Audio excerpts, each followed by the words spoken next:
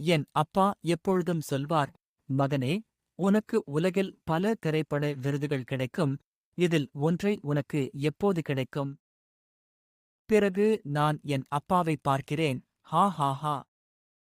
அப்பா, நான் comedy action படம்தான் பண்ணுவேன். பல வருடங்கள் கழித்து, நான் ஹாலிவுட்டுக்கு வருகிறேன், சில பெரிய ஸ்டுடியோ இயக்குனரை சந்திக்கிறேன், என் நண்பரின் வீடு, சலோமின் வீடு.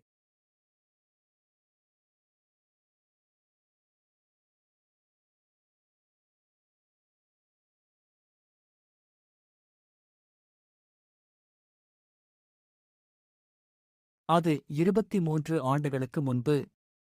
இந்த சிறிய விஷயங்களை நான் அவருடைய வீட்டில் பார்க்கிறேன். நான் அவர்களைத் தொடுகிறேன், முத்தமிடுகிறேன், மணக்கிறேன். இன்னும் என் கைரேகைகள் உள்ளன என்று நம்புகிறேன்.